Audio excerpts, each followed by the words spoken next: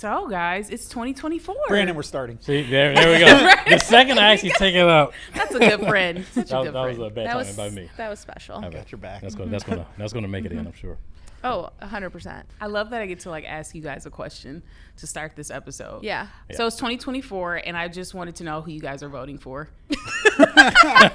I'll tell you who I'm voting for. I am voting for our producer Jay's future child that is due on election day. That's beautiful. Wow. That baby gets my vote.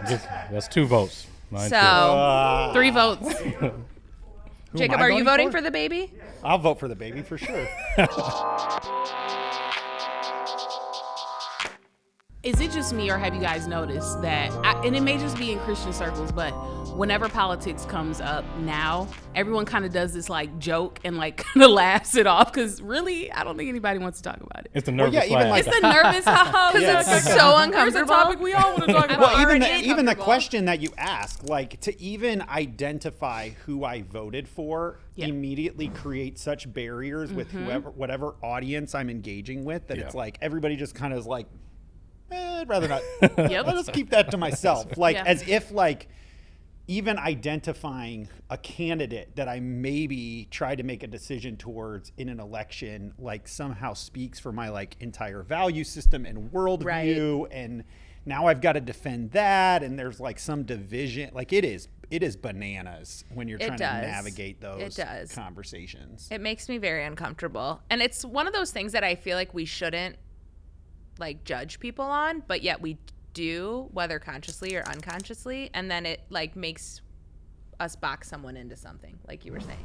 Well, I think part of the reason that we judge people on it is or people get judged on it is because we are so connected to whatever our political leanings are. And I think that's some of the problems that we're seeing in 2024 is that there's more of a merging of our religious identity with our political leanings. And when those two become sort of indiscernible, then if your political leaning is one way and it's connected to your Christian identity, then there's almost a moral ethic that's connected to it. Mm-hmm. So when someone has an opposing view or is a part of an opposing party, then you can see them as, immoral in some ways and whatever their voting habits may be. See, and I think that's the interesting issue is voting has seemed to move from a place of the pursuit of wisdom, right? Which is where I would see voting in the sense of hey, we assess candidates, their platforms, their positions, their parties, and then we seek to make decisions that are wise in accordance with our values as Christians.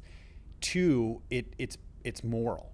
It's a moral thing, and then I'm somehow morally culpable for whatever candidate that I identify or engage or move towards. Right.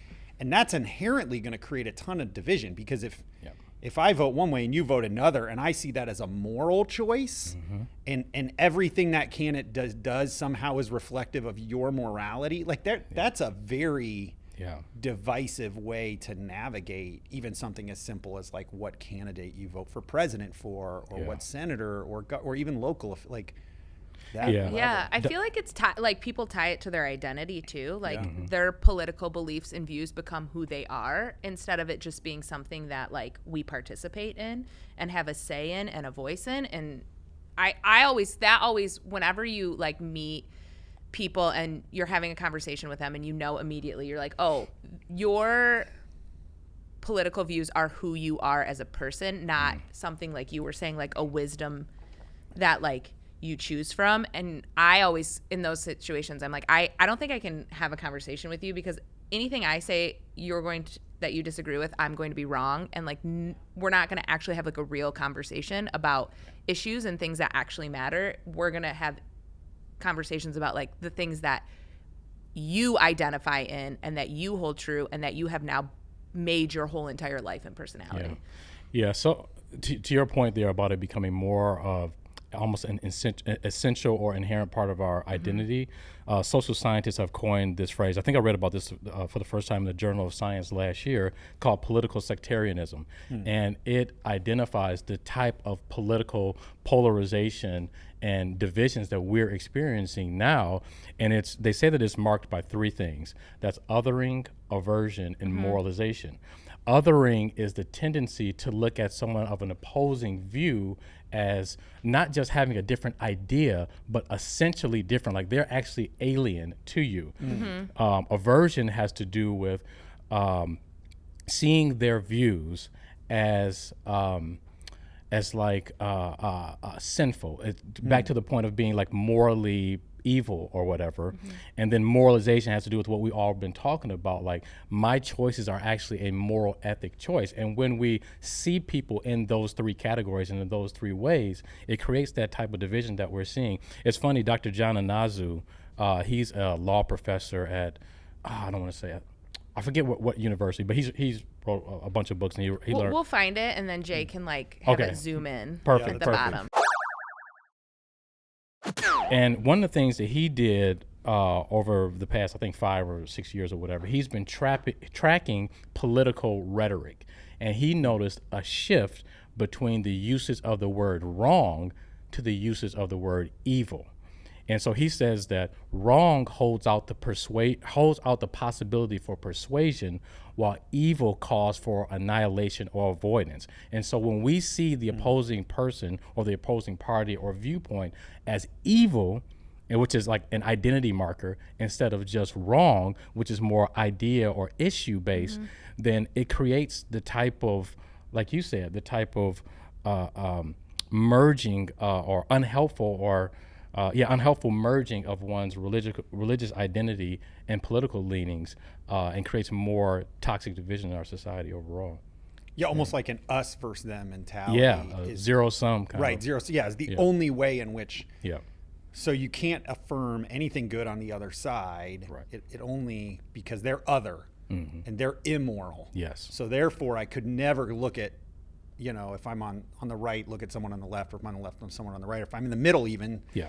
And affirm like, oh yeah, there's actually some things that they might have some good thoughts or ideas. It's like we're inherently trained now to just think they're evil, we're right, and we've got to battle them. That's right. Or else our whole society is going to fall apart and be terrible. Yeah. Right? 'Cause that's like the whole, Right. right? Right. Isn't that, well, that's an interesting, because I think that's the other side of it that we don't talk about is like the fear aspect. Like there is this genuine sense in the political world, in our society, specifically our context in America, of like this fear, like that constantly clouds the world's ending. It's falling apart. We're losing our society. These people are trying to hold us back. We're never gonna, and all of this fear in every policy discussion, every issue seems to be like part of the climate that we.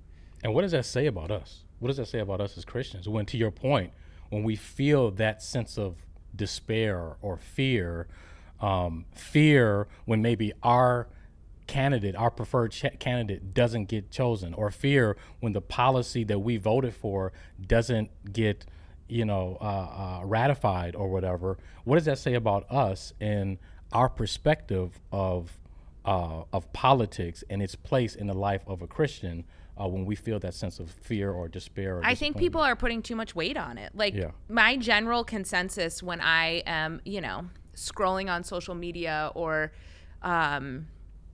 things like that, or just listening to conversations that people are having about politics and surrounding it, is like, I never want to put all my weight into a person thinking that they're going to solve all of our problems or they're going to make everything better, because one, history's shown me that that doesn't always happen. But two, it's like, I mean, not to get like ultra spiritual, there's only like one person who actually did that, and that was Jesus. Right. And, I kind of want to ask you guys a question. I love it when she. I know. This just popped into my mind because I've heard it said before, and I've actually engaged in a conversation about this. But I'm curious of your guys' thoughts. Do you guys think Jesus had a political party?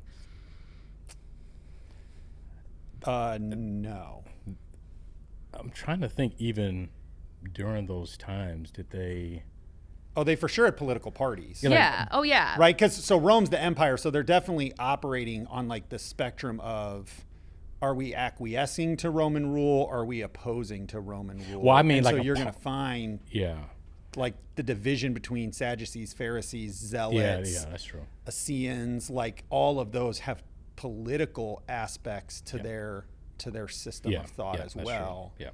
And so I think Jesus seems to actually operate outside of those and seems to actually be a critic or a challenge to each. Right, because I think too, I asked that question too, because when we talk this conversation about politics and even like Christians in politics, it always seems to me that like Christians love to claim Jesus as like their party or like, no, but what would Jesus do? And I'm like, well, if you kind of look at the Bible, everything that Jesus does crosses all of those lines. Like you have Jesus talking about family values and like the importance of that, but then you also have Jesus really like talking about a lot of social issues and injustices and things like that. And so he kind of like, I feel like is everywhere. And so I ask that question because I feel like in this political landscape, Christians especially are quick to like claim, well, Jesus would have been a Republican or Jesus would have been a Democrat or Jesus would have been,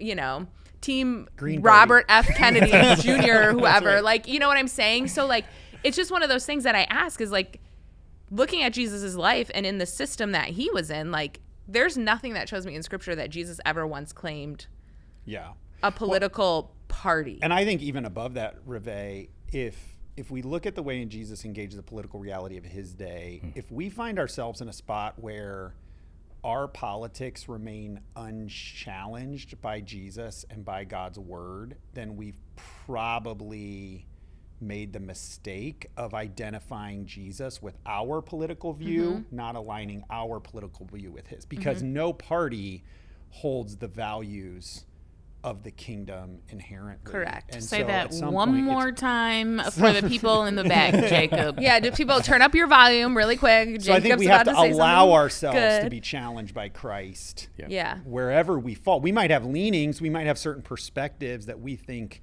the way politics should operate, but even then we constantly have to allow ourselves to be challenged by Christ because his values will always challenge the values of the world. Yeah. And I think it's also helpful for us to see politics as an act of love and not so much like an act of like policy or law. Because if we think about, of course, the greatest two commandments, love God with all your heart, soul, and mind, and then love your neighbor as yourself. I mean, we have to, if we're asking ourselves, and like you said, it's really a matter of wisdom. I mean, all throughout the Proverbs talks about, I think it's Proverbs 16 or whatever, it talks about like, you know, that wisdom is greater than gold. Or like when Solomon, I think it was Solomon who had the opportunity to ask God for anything, and he said he wanted wisdom, you know, to be like a better judge and whatnot. So like wisdom is what it really boils down to. But if we see politics as a way to better, how can we love our neighbor if I vote this way or if I vote that way? I think that can be helpful as like a measurement in deciding. That's good. I remember one time I was watching, I think Pastor Chris had a guy named James Muffett on The Link. And James was talking about like politicians in general and just how like at the end of the day, everybody's like, if you strip everything back, everyone's fighting for the same thing. Like they want something good. They want a good outcome. They want a good outcome for this demographic, or they want a good outcome when it comes to like care for this, or they want a good outcome when it comes to how our money, you know, the weight of our money and all these different like political issues. Like at the end of the day, everybody's trying to do the best thing or what they think is best for the greater good of people or a people group. And he said what happens is everyone has their own different way of doing it, and they think their way is right and someone's is wrong, or vice versa. And I'm very much paraphrasing this from him, so it's not a direct quote, but he was just saying like at the end of the day, like we all want the same thing. We just have different ways of going about it. And like, that's what causes all of the tension that we have.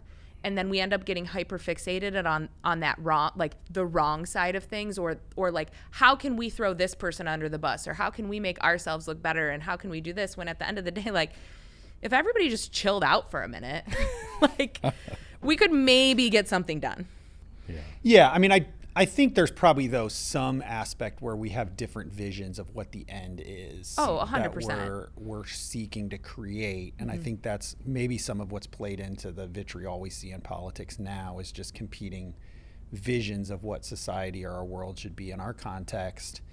And I think that's where, I think one of the things that I think we have to be careful of in engaging politics from a Christian perspective is, I think it's easy to fall into the trap of entitlement, that like, because obviously we hold the Christian faith to be true. If we didn't, we wouldn't be Christians, right? Yes. And so we hold what we think the vision for human flourishing is in alignment with Jesus and his kingdom and the gospel story and what's like all of that is inherent. And we hold that dearly in our faith. But I think sometimes it's easy to fall into the trap of then feeling entitled because we believe that's true, then that's what society should be. It should follow those lines and truth should win the day. And if it isn't, that's because there's some evil in other people, not in spiritual reality, but in other people that we have to combat and war against so that truth ultimately wins out. The thing I think I have to go back to and remind ourselves is, you know, what we believe about Jesus and who he was as Messiah, as fully God, fully man. Like, even Jesus did not win the political arguments of his day. His hope that he proclaimed and set and accomplished in his life, death, and resurrection was for a world to come after this world, not in this world. That's why when he stands before Pilate and says, my kingdom is not of this world, or if it was of this world, my followers would be fighting for it. He's reminding them, our hope is not the accomplishment of the kingdom in this world. We live now as lights to the kingdom that is coming in the next world. And when we can free ourselves from that vision, I think it frees us from a little bit of the entitlement for us to recognize we might never fully see the vision and hope and truth of Christianity fully adopted in a society in our world. That's only going to come when Jesus returns and establishes his role and reign finally. Therefore, I can live free to try to seek to love, to pursue the best vision that I think for justice and flourishing in the society that I am. But if I lose, that's expected in some sense, because the time has not come for the fulfillment of the kingdom until Christ returns. So I can love and I can serve, and if I don't win, that's not the goal. Winning's not the goal. I'm not entitled to a society that's inherently Christian, wherever I find myself. And politics gives us, to your point about ultimately being a light to the nations, this side of heaven, politics is another opportunity for us to do that. And our posture during the political process is one that, because to your point, like, I see people throwing parties for like an anticipation of their candidate getting chosen, you know, or being so utterly disappointed or discouraged that their candidate did not get chosen, that they're throwing stuff and, you know, whatnot. And, you know, to both of your points, we need to be a bit more even keel, because we realize that we are not, I forget the actual verse that says this. I think it was in, I can't remember, but it talks about how our citizenship is in heaven, and we wait in anticipation for, you know, our King, you know, Jesus Christ. So our citizenship is not of this world, but we're still called to be in this world, of course, but not ultimately of it. So how can we display what it means to have a healthy political engagement, but not be so overwhelmed by it that is ultimately causing divisions amongst us? In his book, The Spirit of Politics, Michael Ware, actually the first sentence in chapter 1 says, we can't, how did he put it? He said, we can't, like, I'm paraphrasing, we can't disassociate our politics from the type of people we are. And that's ultimately stuck with me. So to your point of like being wise and voting the best that we can to promote human flourishing, yes, we do that, but we also need to have a self-accounting of, is the way that I'm voting reflective of my ultimate ethics and identity as a Christian and whatnot? Right. And I think that brings up a really good point, Brandon, that like we want to make sure, I mean, I shouldn't say we, I'm speaking for myself. Like, I always want to make sure that like what I'm doing is not making people look at my life or my thoughts and being like, yeah, I want nothing to do with Jesus. Like, I don't ever want to be that hindrance for someone to be like, yeah, you are going so hard about this political issue and you won't stop and you're posting about it all the time, or you're like making people feel bad about things for a certain way. Like, and so you say you're a Christian. Well, if you're a Christian, like, I don't want anything to do with that if this is what being a Christian means. And I think when it comes to politics is we're so quick to like, I'm not saying don't stand up for what you believe in. Like right. That is important. Please don't misconstrue what I'm saying.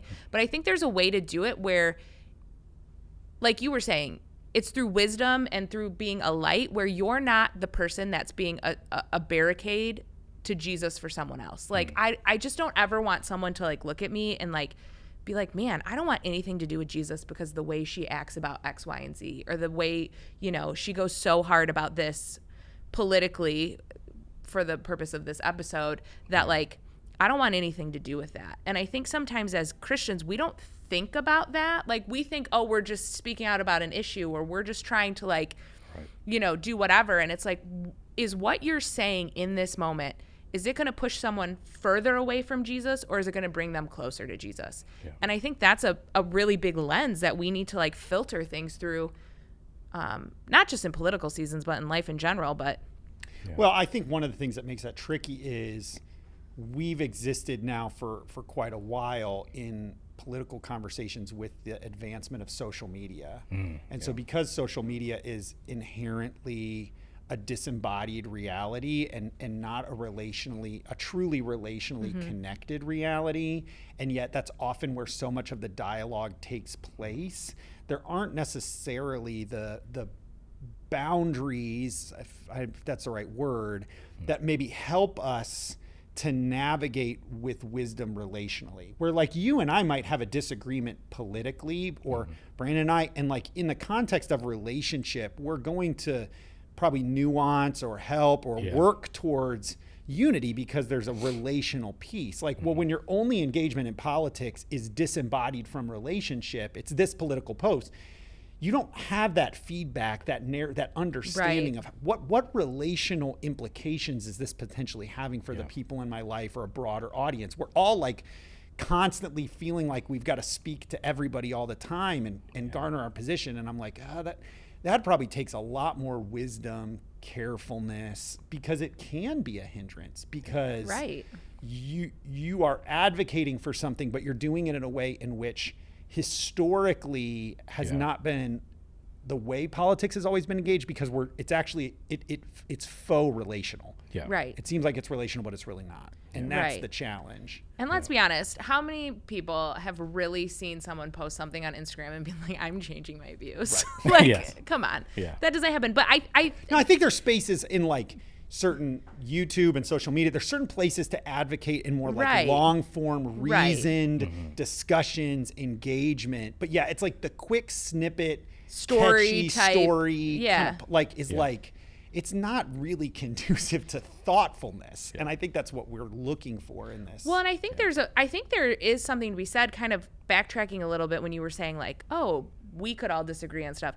A lot of times when the cameras aren't rolling, like I'll be like, I'm going to say something controversial, and I'll be like, Jacob, you'll probably disagree with it. And then I say it and you're like, but I don't. Yeah. And so, you know, or vice versa, but it's like, we've already stepped into an assumption that like, oh, we're just going to assume someone's going to go one way or the other. But then you actually have it in conversation and you're thinking, oh, maybe we're actually more alike, you know, than we might think. And I think with politics, if you're someone who's very passionate about politics and you meet another person very passionate about politics, like, develop a friendship, you know, a brother-sister relationship with them and engage in those conversations, because there may be things that you actually do see eye to eye on, or you, like I was talking about earlier, like you do have the same end goal. You have different ways to do it. So then it's like, okay, well, how can the two of us maybe put some differences aside to make this end goal happen and like bring about some type of unity?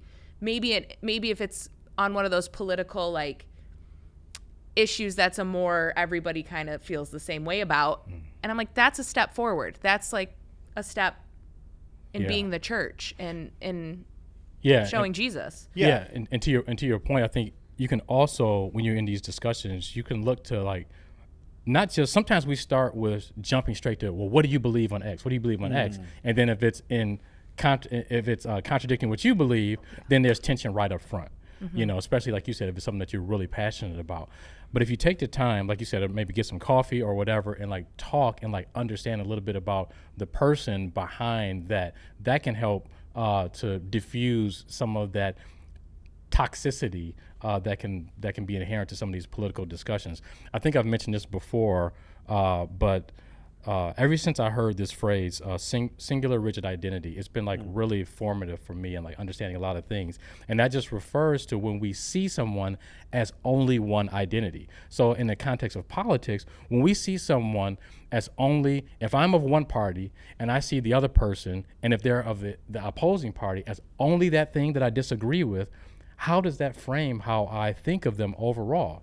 But the reality is we're made up of a lot of different identities, and our political leanings are just one of a whole, mother, father, teacher, doctor, whatever the case might be, pastor, so the more that we can humanize people behind whatever their political leanings might be, that can help to not have these toxic interactions as well. And I think we see that Jesus modeled that, right? Yeah. I mean, one of the things that is fascinating in the Gospels is when Jesus chooses his community that surrounds him, specifically 2 guys are identified in that list in relation to their political ideologies, which is Matthew's a tax collector, so he's part of the ideology that acquiesces to Rome. And there's the zealot, Simon the Zealot. And so which is the opposite. That's like harsher than Democrat and Republican. And Jesus specifically chooses these guys to be part of his community. So he intentionally chose diversity, and I think displays to them and to the world around us, my kingdom is not beholden to one political entity. It's broad enough to include that spectrum. And I think we have to have a similar perspective. Now, certainly there's evil, there's injustice, there's those realities. Let's recognize that. But I think it's like, I mean, I've heard people say specifically like, well, you can't be a Christian and be a Democrat.